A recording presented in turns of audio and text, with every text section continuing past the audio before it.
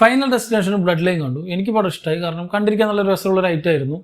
വെറുതെ ഒരു name sake, വെറുതെ ഒരു അടുത്ത ഇൻസ്റ്റാൾമെൻറ്റ് എന്ന രീതിയിൽ വെറുതെ തട്ടിക്കൂട്ടി ഒരു പടം എടുക്കാതെ ഒരു ബേസിക് ആയിട്ടുള്ള സ്റ്റോറി ലൈൻ ഉണ്ട് ഒരു പടത്തിന്. സോ കുറച്ചും കൂടി സ്റ്റോറി ഡ്രിവൺ ആയിട്ട് ഈ സിനിമ പറഞ്ഞു പോകുന്നതുകൊണ്ട് ഒരു കുറച്ച് ഫ്രഷ്നെസ് ഫീൽ ചെയ്യും കമ്പാരിറ്റീവ്ലി ആ ഒരു ഫ്രാഞ്ചൈസിലും മറ്റെല്ലാ പടങ്ങളും വെച്ച് നോക്കുമ്പോൾ. ആൻഡ് ഐ തിങ്ക് എൻ്റെ ഓർമ്മയിൽ ഈ ഒരു തിയേറ്ററിൽ പോയിട്ടൊരു ഫൈനൽ ഡെസ്റ്റിനേഷൻ പടം കാണുന്നത് ഞാൻ ആദ്യമായിട്ടാണ്. എൻ്റെ ഓർമ്മയിൽ കഴിഞ്ഞ പടമൊക്കെ ഒരുമാതിരി ഒരു 10 11 ഒക്കെ അത്രയും വർഷമായി, ഒരു 10-14 വർഷമായി നമുക്ക് വേറൊരു പടം കിട്ടിയിട്ട്. സോ ഇതിലിപ്പോൾ എന്താണ് പ്രത്യേകത എന്ന് ചോദിച്ചാൽ ഉള്ള സാധനങ്ങൾ തന്നെയാണ്, ക്രിയേറ്റീവായിട്ട് എങ്ങനെയാണ് ആൾക്കാരെ കൊല്ലുന്നത് കാണിക്കുക എന്ന് തന്നെയാണ് ഈ സിനിമയുടെ മെയിൻ ഉദ്ദേശം. അതുണ്ട്. പക്ഷെ അതിനോടൊപ്പം തന്നെ ഈ ഒരു സ്റ്റോറിയിലാണ് ഞാൻ ഈ പറഞ്ഞ പോലെ ഇതിൻ്റെ പേര് ടൈറ്റിൽ ഡിഫൈൻ ചെയ്യുന്ന പോലെ തന്നെ ഒരു ബ്ലഡ് ലൈൻ ഉണ്ട്, അല്ലെങ്കിൽ ഒരു ഫാമിലി ആർക്കിലുള്ള, അല്ലെങ്കിൽ ഒരു ഫാമിലിക്കകത്തുള്ള കുറേ പേരാണ് ഈ മരണപ്പെടുന്നത്. സോ അതിനുള്ള പുറകിലുള്ള കാരണങ്ങൾ എന്താണ്, ഈവൻ അടുത്തത് ആരാണ് മരിക്കാൻ പോകുന്നത് എന്നടക്കം ആ ഒരു ക്യാരക്ടേഴ്സിനും നമുക്കും അറിയാം. സോ അങ്ങനെയുള്ളൊരു സിറ്റുവേഷൻ വരുമ്പോൾ ഓൾറെഡി ഇന്ന ആളാണ് മരിക്കാൻ പോകുന്നത്. സോ അവരൊക്കെ സപ്പോർട്ട് ചെയ്യാൻ അല്ലെങ്കിൽ അവരെ കൺഫ്രണ്ട് ചെയ്യാൻ ബാക്കിയുള്ള ക്യാരക്ടേഴ്സൊക്കെ ഉണ്ട്. സോ എത്ര ക്രിയേറ്റീവായിട്ടായിരിക്കും അവരെ കൊല്ലാൻ പോകുന്നത് എന്ന് കണ്ടിരിക്കാൻ ഒരു രസം ഉണ്ടാവില്ല, ആ ഒരു പരിപാടി എന്തെങ്കിലും ഉള്ളത്. ആൻഡ് അതിൻ്റെ തന്നെ ആ ഒരു മറ്റ് സിനിമകളിലൊക്കെ തന്നെ കണ്ട സാധനം റിപ്പീറ്റ് അടിക്കാതെ എന്തെങ്കിലുമൊക്കെ പുതുമ കൊണ്ടുവന്ന ഓരോടത്തിലും ഓരോരോ പുതുമകൾ ഇതിൽ കൊണ്ടുവന്നിട്ടുണ്ട്. ഈവൺ ഇതിൻ്റെ സ്റ്റാർട്ടിങ്ങും എൻഡിങ്ങും എന്നെ സാറ്റിസ്ഫൈ ചെയ്തു. ഇതാണ് നമ്മൾ കാണാൻ വന്ന പടം, അല്ലെങ്കിൽ ഇതൊരു ഫൈനൽ ഡെസ്റ്റിനേഷൻ പടമാണ് നമ്മൾ പൂർണ്ണമായിട്ടും ഓർപ്പിച്ചുകൊണ്ടാണ് സിനിമ തുടങ്ങുന്നതും അവസാനിപ്പിക്കുന്നതും. സോ ഒരു കംപ്ലീറ്റ് സാറ്റിസ്ഫൈഡ് ആയിട്ടാണ് ഞാൻ പേഴ്സണലി ഇറങ്ങി വന്നത് തിയേറ്ററിൻ്റെ ഉള്ളിൽ നിന്ന്. കാരണം ഒരുപാട് നല്ല സീക്വൻസുകളുണ്ട്, അതിങ്ങനെ സ്റ്റേ ചെയ്ത് നല്ല ഈക്വലായിട്ട് പല സമയത്തും ഇങ്ങനെ പ്ലേസ് ചെയ്ത് പോകുന്നുണ്ട്. ചില സിനിമകളൊക്കെ അല്ലെങ്കിൽ വേണമെങ്കിൽ വലിപ്പിച്ച് ഇവർക്ക് ഒരു ഡയലോഗ് മാത്രമായിട്ട് പടത്തിൽ കൊണ്ടുപോയിരുന്നു.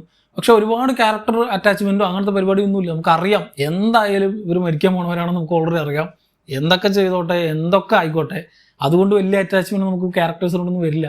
പക്ഷേ ക്രിയേറ്റീവായിട്ട് അവർ കുറേ സാധനങ്ങൾ ഇവർ ചെയ്തിട്ടുണ്ട്. പ്രത്യേകിച്ച് ആദ്യത്തെ ഒരു ടവറിലുള്ള സീക്വൻസ് ഉണ്ട്. ഞാനിതിൻ്റെ ട്രെയിലർ ടീച്ചറൊന്നും കാണാതെയാണ് പോയത്. അതുകൊണ്ട് അതൊക്കെ എനിക്കൊരു പുതിയ എക്സ്പീരിയൻസ് ആയിരുന്നു. അല്ലെങ്കിൽ കണ്ടിരിക്കുമ്പോൾ തന്നെ നല്ലൊരു എന്താണ് അവിടെ നടക്കാൻ പോകുന്നുള്ളൊരു ആകാംക്ഷയില്ല, അതൊക്കെ ഉണ്ടായിരുന്നു.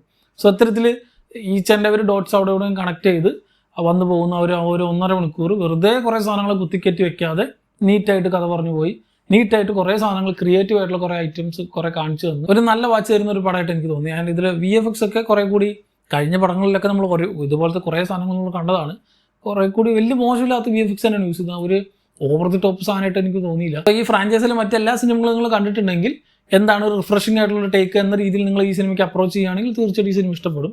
അതല്ലാതെ ഈ ഒരു ഫ്രാഞ്ചൈസിൽ മറ്റൊരു പടങ്ങളും കണ്ടിട്ടില്ലാത്തവർക്ക് ഇതിൻ്റെ മോഡ് തന്നെ വ്യത്യാസമുണ്ട്. ഇത് ഒരു കുറച്ചും കൂടി അല്ലെങ്കിൽ ഒരു സ്പൂൺ ഫീഡിങ് പോലെയാണ് ഇതിൽ കുറേ കാര്യങ്ങൾ പറഞ്ഞു പോകുന്നത്. കാരണം ഒരു ആർക്ക് ഉണ്ട്, മറ്റേതാണെങ്കിൽ റാൻഡായിട്ട് കുറേ പേര് അങ്ങോട്ടും ഇങ്ങോട്ടും മരിക്കുമായിരുന്നു. ഇതാണ് ഈ സിനിമയുടെ ഏറ്റവും വലിയ വ്യത്യാസം. അപ്പോൾ ഇതുവരെ കാണാത്തവർക്ക് ഓക്കെ ഇതാണ് ഇതിൻ്റെ തീം എന്നുള്ളൊരു സെറ്റപ്പും, ഓൾറെഡി ഈ ഫ്രാഞ്ചൈസിലെ മറ്റ് 4-5 സിനിമകൾ കണ്ടവർക്ക് ഒരു ചെറിയൊരു ഫ്രഷ്നെസ്സോ അല്ലെങ്കിൽ സ്റ്റോറിയിൽ എന്തെങ്കിലുമൊക്കെ ഒരു വ്യത്യാസം കൊണ്ടുവന്ന് കാണിച്ച സാധനം തന്നെ കാണിക്കാതെ റിപ്പീറ്റഡ് അടിക്കാതെ എന്തെങ്കിലും പുതുമയോടെ പ്രസൻറ്റ് ചെയ്യണം എന്നുള്ളൊരു ഇൻറ്റൻഷനിൽ പ്രസൻറ്റ് ചെയ്തിട്ടുള്ളൊരു മൂവിയാണ്. സോ സ്റ്റോറി ഡ്രിവൺ ആണ്, കുറച്ചും കൂടി കഥയ്ക്ക് കൂടുതൽ ഇമ്പോർട്ടൻസ് കൊടുത്ത് എന്നാൽ ഈക്വലായിട്ട് അല്ലെങ്കിൽ ഈക്വലി ബാലൻസ്ഡ് ആയിട്ട് ആ ഒരു ക്രിയേറ്റീവ് ആയിട്ടുള്ള ഡെത്തുകളും സിനിമയിൽ ഇങ്ങനെ പ്രസൻറ്റ് ചെയ്ത് സ്കാറ്റർ ചെയ്ത് കിടക്കുന്നുണ്ട്. സോ എന്നെ സംബന്ധിച്ച് ഞാൻ കാണാൻ പോയത് ഫൈനൽ ഡെസ്റ്റിനേഷനിലൊരു പടമാണ്. ഓൾറെഡി കണ്ട പടങ്ങളുടെ അതേ സാധനങ്ങൾ റിപ്പീറ്റ് അല്ലാതെ ഫ്രഷ് ആയിട്ട് എന്തെങ്കിലുമൊക്കെ ഉണ്ടാവുമെന്ന് വിചാരിച്ചിട്ടാണ് ഞാൻ പോയത്.